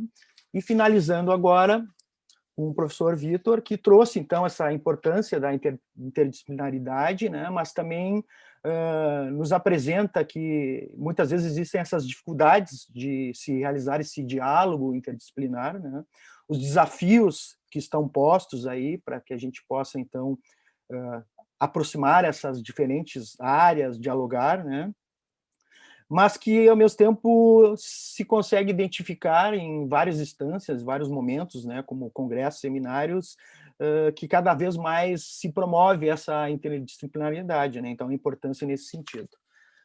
Bom, antes de dar continuidade aqui para o nosso debate, só um recado aqui da comissão organizadora, é que lembrar, então, aos congressistas que na parte da tarde, onde nós teremos, então, os grupos temáticos, a partir das 13h30, que é necessário, então, para que haja o acesso nas diferentes salas que serão disponibilizadas, que todos tenham a última versão do aplicativo Zoom, que é a versão 5.4.3, que essa versão é que vai dar a possibilidade da escolha da sala. Tá? Nós já temos aqui, professores, umas primeiras perguntas, né? Uma primeira rodada aqui para encaminhar para os palestrantes. As 2 primeiras, então, é para o professor Silvio, tá?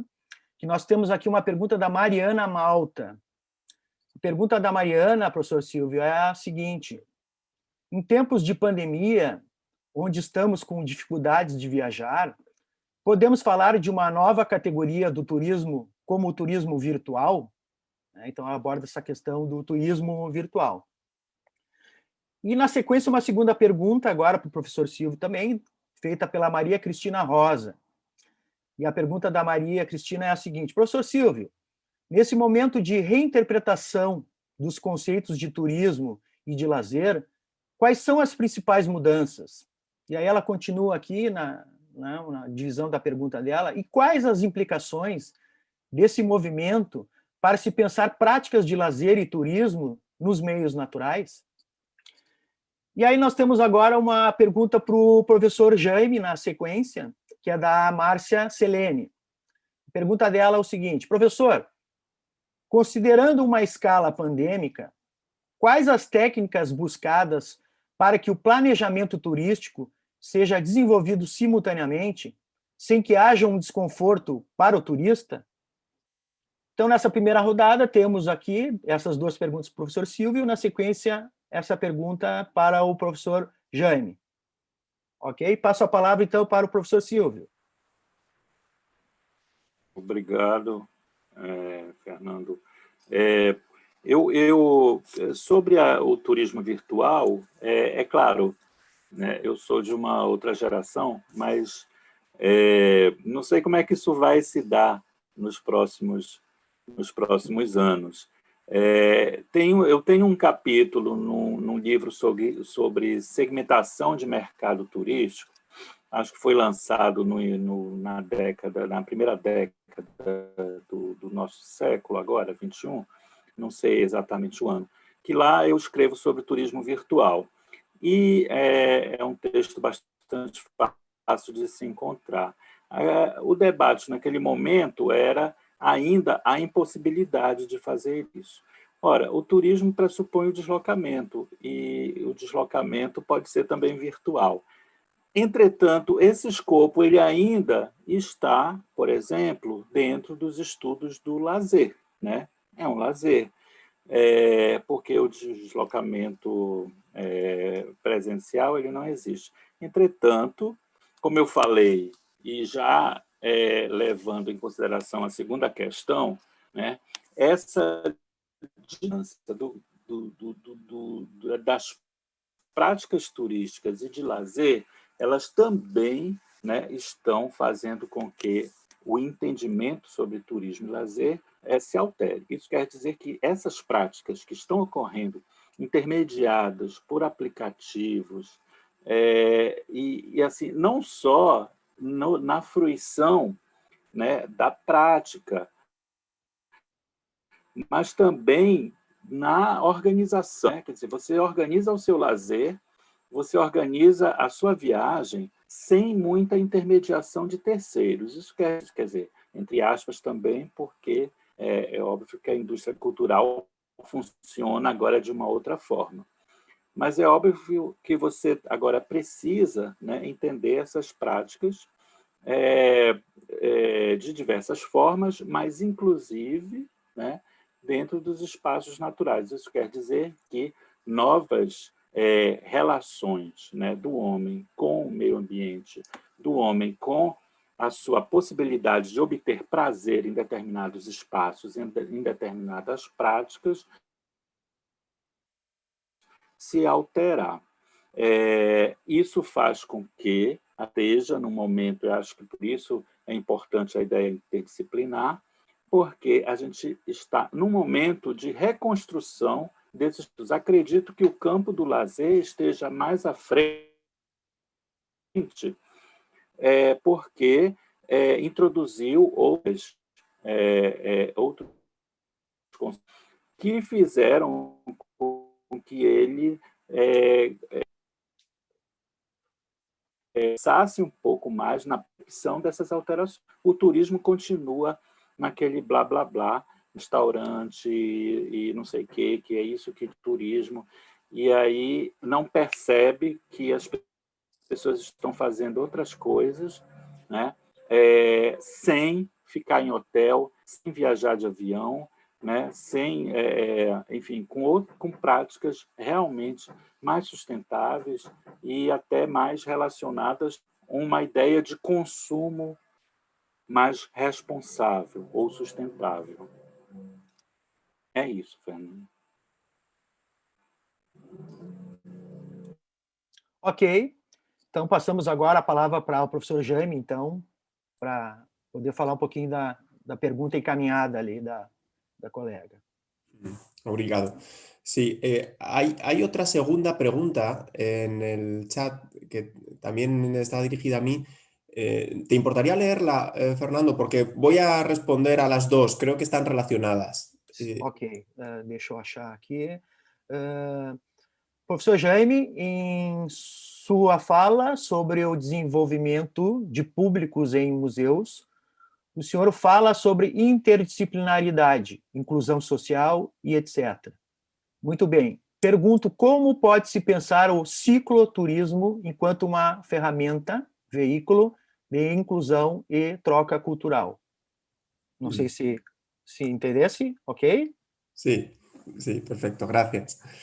Bueno, creo que las dos preguntas, aunque apuntan en distintas direcciones, están relacionadas en el fondo y tienen que ver con algo que estaba comentando ahora el profesor Silvio y con lo que estoy muy de acuerdo, con la idea de que la interrupción tan brusca, tan súbita que ha supuesto la pandemia en todo el mundo, en las prácticas de ocio y turismo, debemos verla también como una oportunidad para caminar hacia formas más sostenibles, más sustentables de ocio y turismo de las que teníamos antes. El objetivo no debe de ser, como muchas veces aparece en los discursos oficiales de políticos y demás, volver a la vieja normalidad, a lo que antes funcionaba, porque en muchos aspectos lo que estaba funcionando era un sistema en el límite de sus posibilidades, ¿no? Y casi insostenible en muchos sentidos. Y esto es especialmente cierto en el caso de los museos.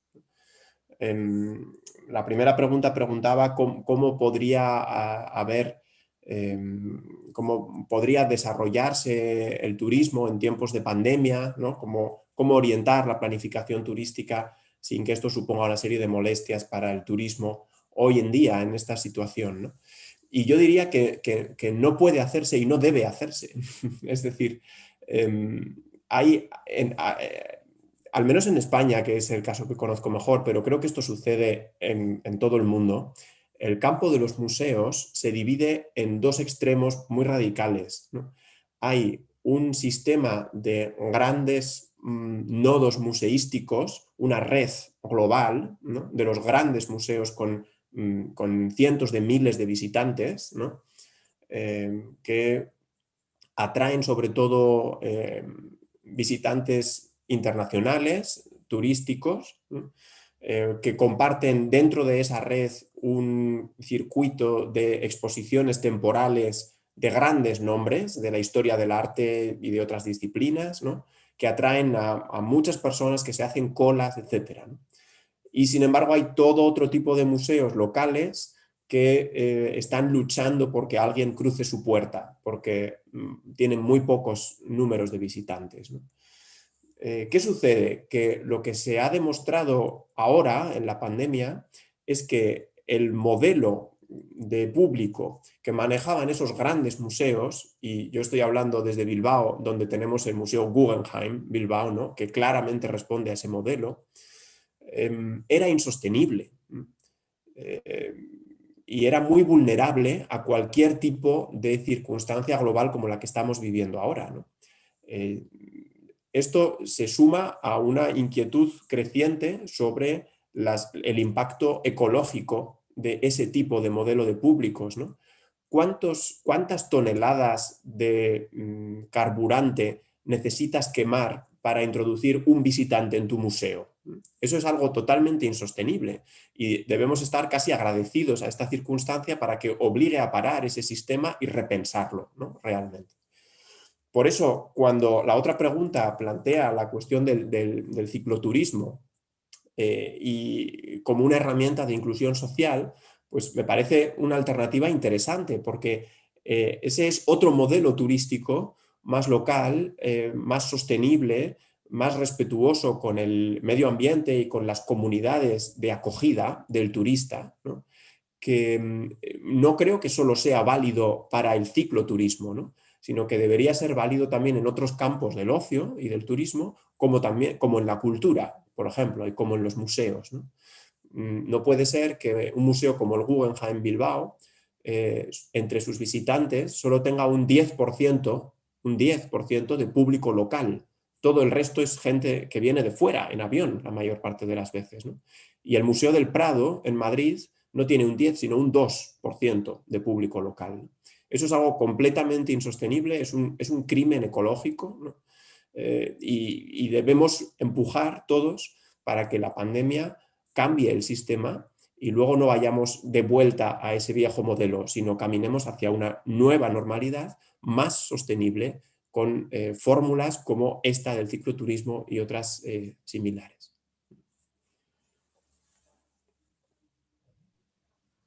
Ok, professor Jaime. Na sequência, temos agora duas perguntas para o professor Silvio. Professor Silvio, temos aqui a pergunta da Maria Cristina Rosa. Nesse momento de reinterpretação dos conceitos de turismo e de lazer, quais são as principais mudanças? E quais as implicações desse movimento para se pensar práticas de lazer e turismo nos meios naturais? E a segunda pergunta é da Marcela Gomes, que gostaria que o professor falasse de uma possibilidade de diálogo disciplinar na educação física, visto que muitos professores não consideram a educação física como uma disciplina escolar.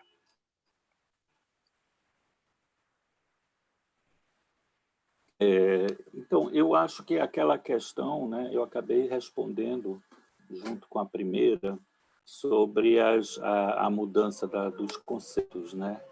Então, eu posso até complementar, né? Porque, assim, tanto o professor Jaime como o professor Vitor, né, apresentaram aqui importantes contribuições, né, nessa perspectiva de olhar, né, essas práticas e também essas novas configurações que se apresentam.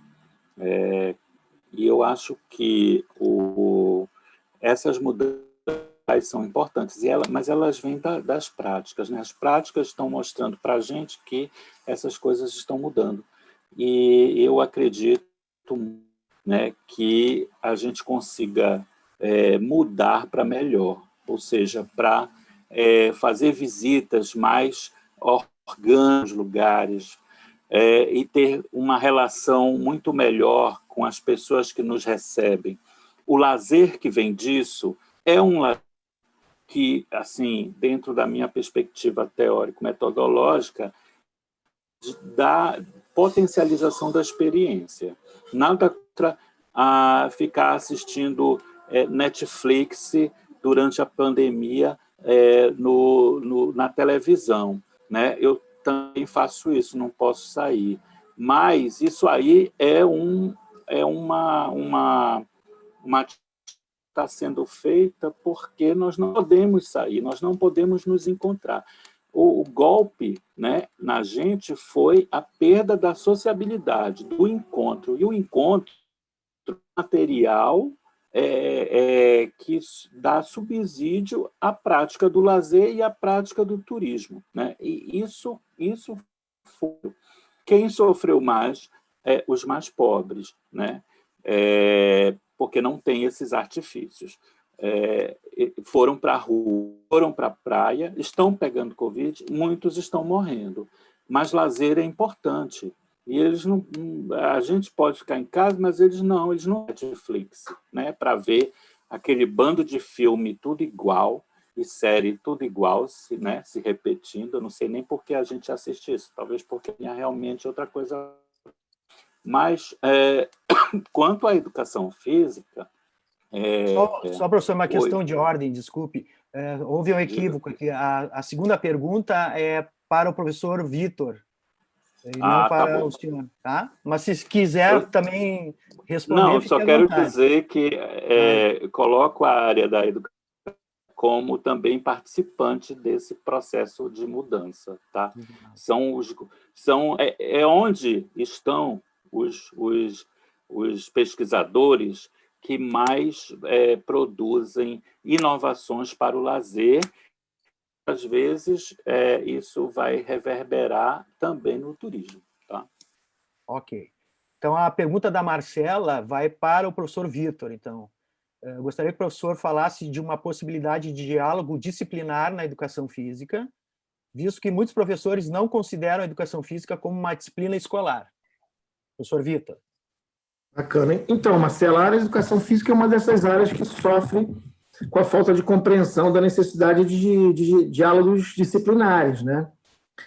Todas aquelas áreas que são áreas de intervenção, que não são áreas científicas propriamente ditas, elas sempre vão necessitar de promover os diálogos disciplinares, né? Então, a área de educação física, ela é uma área de intervenção, né? Assim, então, para construir melhor a compreensão sobre a intervenção múltipla, multifacetada, você deveria promover mais diálogos, enfim, para que a gente possa compreender melhor, não só do ponto de vista da investigação, como do ponto de vista também da nossa formação de estudantes, né? Assim, a gente poderia dizer que, em linhas gerais, de forma muito geral, a área de educação física ela tem 4 grandes sub-áreas, né? 2 de pesquisa mais pura, né? Então, assim, quando eu estudo história do esporte, eu não estou imediatamente trazendo isso para o campo da aplicação escolar, por exemplo, né? Assim, mas isso é fundamental para dar suporte para pesquisas de aplicação, né? Então, uma é uma pesquisa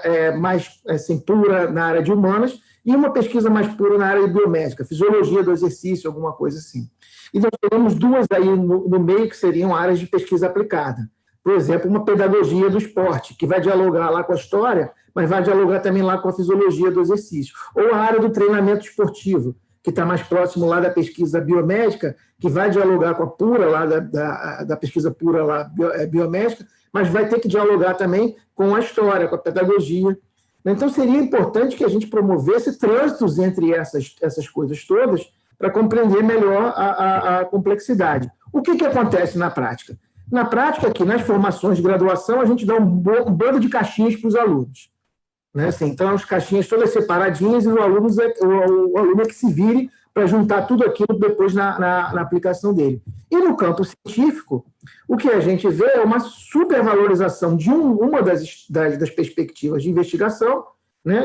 E aí a nossa área nas agências de fomento ela está nas ciências da vida, né? Portanto, a gente acaba sendo avaliado pelos parâmetros das exigências lá das ciências da vida e não das ciências humanas. Isso seria minimizado se a gente tivesse uma compreensão da necessidade de criar uma harmonia por dentro da área. Mas não é isso que a gente vê. O que a gente vê é largamente a expulsão do pessoal de ciências humanas do âmbito da educação física. Isso não é só nacional, isso é mundial, né? Assim, então, cada vez mais aqueles que trabalham com ciências humanas e educação física se afastam da educação física e vão procurar fazer suas carreiras em outras áreas, né? Assim, também não surpreende que os estudos do lazer tenha tanta gente de educação física, né, que são essas pessoas que estão incomodadas, né, com essa falta de espaço na disciplina e acabam se organizando ao redor de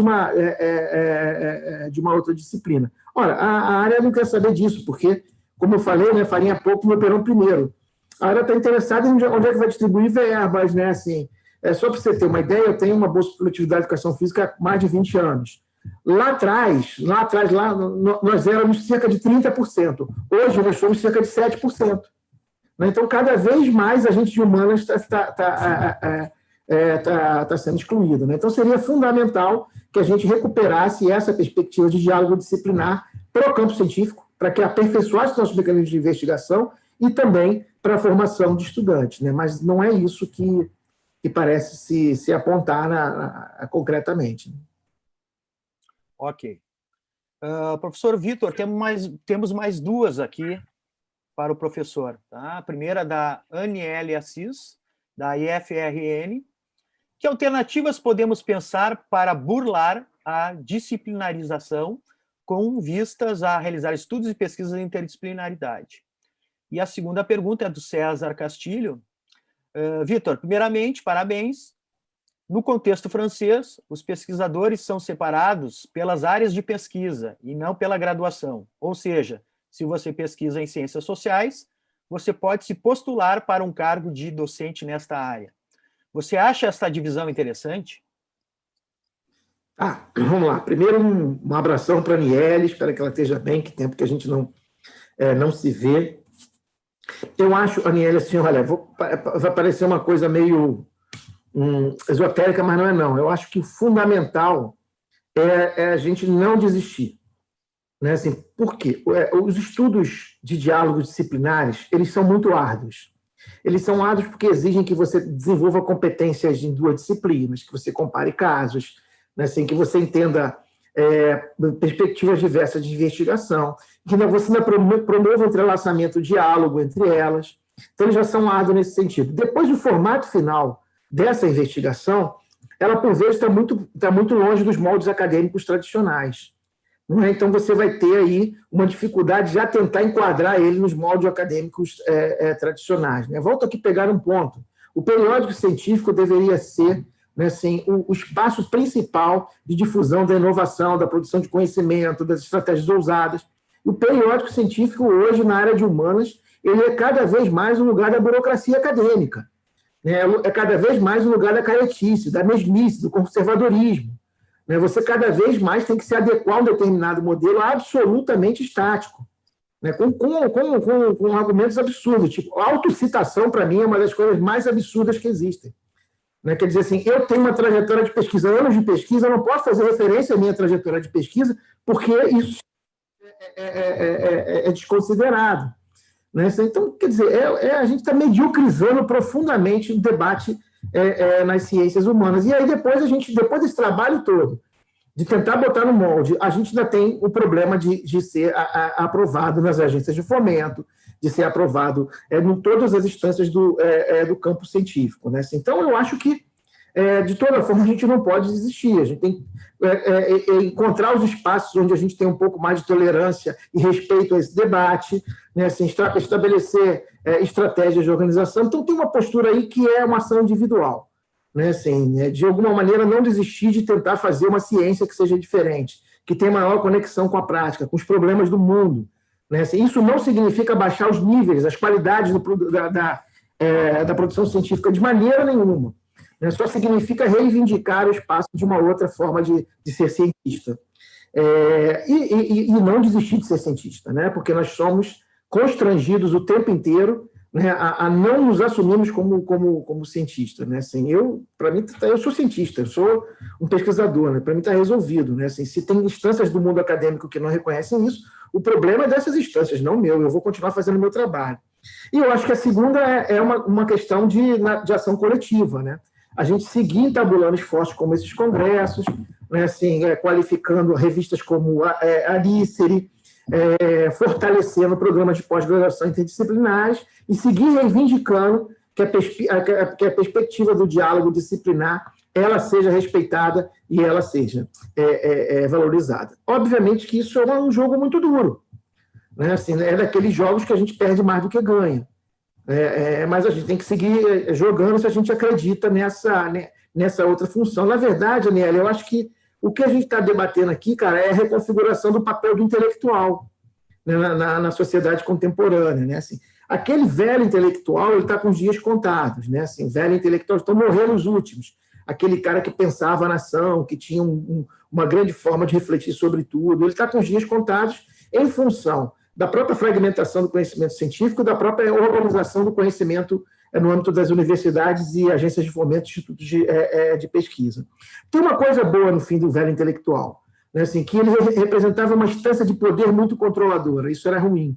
Mas tem uma coisa muito ruim, é que a gente tá substituindo, né, a valorização da erudição por uma valorização da burocracia, do tecnicismo, né, do desenvolvimento simplesmente de técnicas e das articulações espúrias por dentro do mundo acadêmico, né? Assim, das panelinhas, dos jogos de interesse.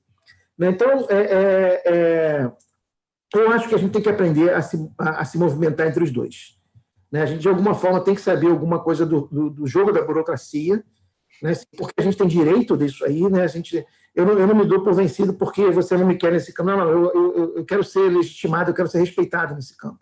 Mas, ao mesmo tempo, não abrir mão de uma formação mais sensível, mais erudita, mais ousada, mais arrojada. Dá mais trabalho para fazer tudo isso.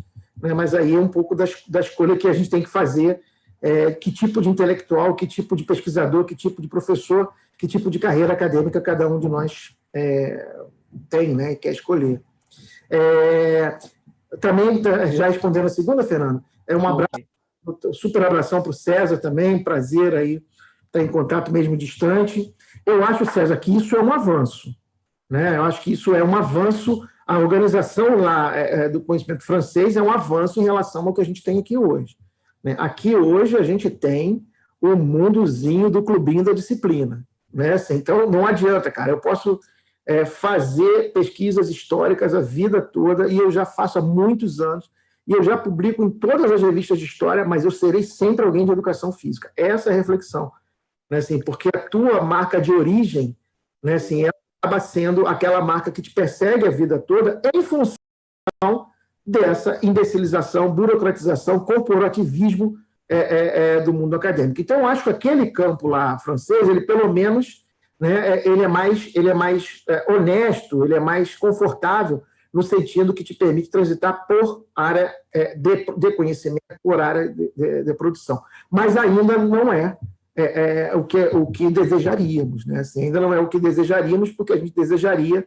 né, assim, uma possibilidade de diálogos disciplinares maiores. Obviamente que isso não é fácil, porque na hora que, por mais que a gente não pode esquecer que o mundo da episteme, né, o grande mundo do debate científico, ele tem uma manifestação concreta, né, cotidiana, né? Vamos ver lá tá lá no Bourdieu, no cérebro estudo dele sobre o campo científico, né, cara? E aí, na hora de que tem uma questão central, que a gente fica... É por isso que eu trouxe um pouco isso para a minha fala, né, para dizer assim, a gente pode discutir todos os parâmetros que a gente quiser sobre diálogo disciplinar, mas não vamos esquecer que tem uma prática disso.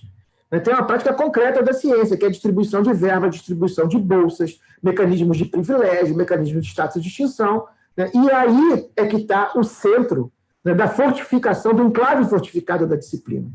Né? A disciplina não sai do seu casulo porque ela domina esses mecanismos concretos, né? Assim, e muitos de nós já sentimos isso em vários momentos da vida, né? Assim, então a gente precisa fazer um grande debate teórico, mas a gente precisa seguir bombardeando o enclave fortificado, mesmo sabendo que nós estamos aqui com arco e flecha, quando a gente tem lá um forte muito bem constituído. Mas se a gente não seguir bombardeando a manifestação concreta da ciência, né, quer dizer, a distribuição de verbas, essas coisas todas, a gente tem muito pouca possibilidade de transitar. E aí sim, a gente vai continuar discutindo sempre essas coisas todas, mas a gente não vai avançar, né? Quer dizer, como qualquer mundo, o mundo da ciência tem um discurso enunciado e tem sua prática concreta cotidiana. Mas eu acho que no mundo francês, pelo menos, tem avanços em relação... tem outros problemas, lógico, como em qualquer lugar, mas tem avanços em relação a essa compreensão de ciência. Ok, professor Vitor.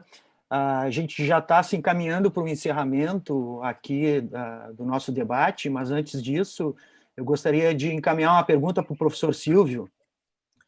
O professor Silvio, nos seus estudos lá do Trópico Úmido, mais especificamente da Amazônia, eu gostaria que ele comentasse um pouquinho mais assim, em relação a como é que se dá esse diálogo interdisciplinar diretamente com aquela população local que vive e sobrevive do turismo nessa área, e como, se também pudesse falar um pouquinho, como é que está esse momento, como é que o pessoal está conseguindo vencer esse momento de crise, né, de momento pandêmico, como é que essas pessoas que necessitam do turismo no seu dia a dia, né, como é que essas pessoas estão conseguindo, então, passar por esse momento difícil?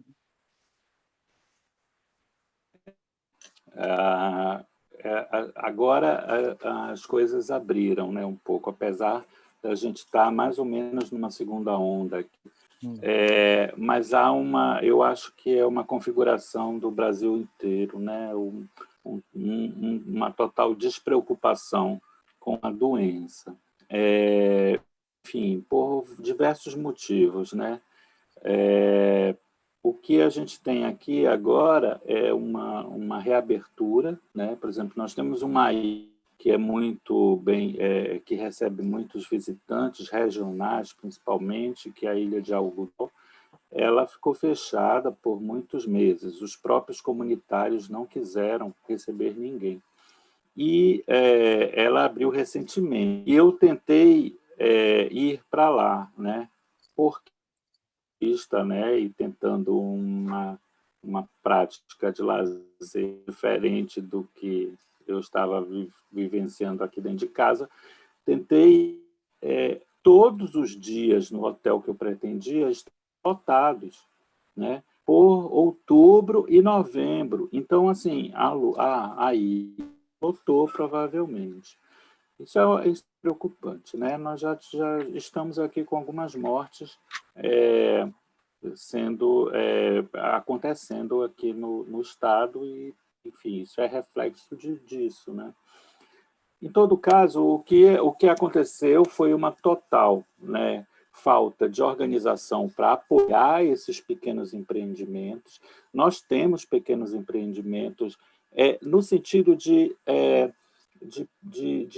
redes, né, de turismo comunitário, de pequenas pousadas, etc., que é o que fazem o turismo da região. Tá? Esse é o turismo e também é o lazer, né? Muito embora tenha agora novas construções de parques temáticos e aquáticos e coisas todas, nós temos aqui o lazer autogerenciado e o turismo também, e de pequena escala e regional, fluxo intenso, mas ele é invisível para esses conceitos e categorias que a gente pratica, né, hoje.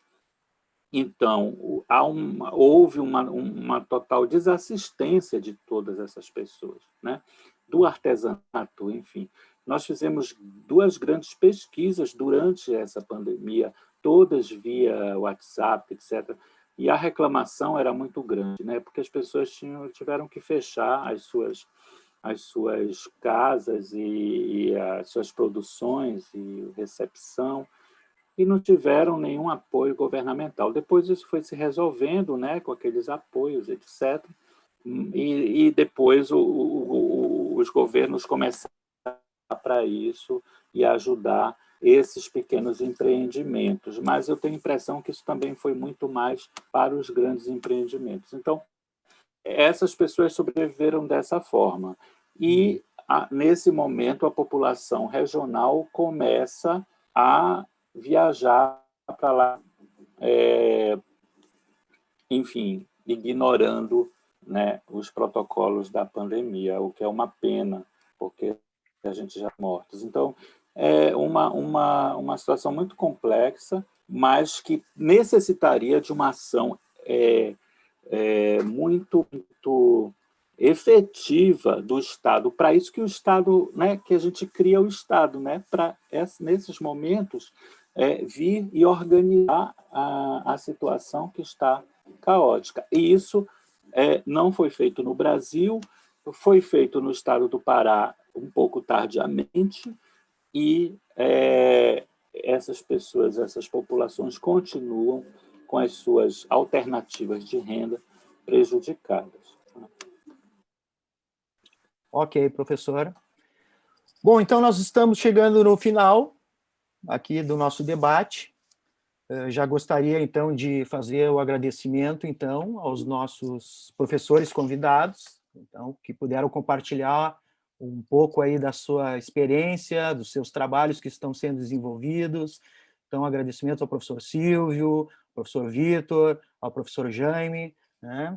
E reforçar, então, para os demais congressistas que a continuidade, né, que nós temos a programação no dia de hoje, na parte da tarde, as sessões temáticas com apresentações de trabalho, iniciando às 13h30, horário de Brasília, que amanhã também teremos o fechamento com o terceiro e último dia do encontro, com 2 mesas redondas pela manhã, às 10 horas de Brasília, e na parte da tarde, novamente, as sessões temáticas com apresentação de trabalhos, iniciando às 13h30, horário de Brasília.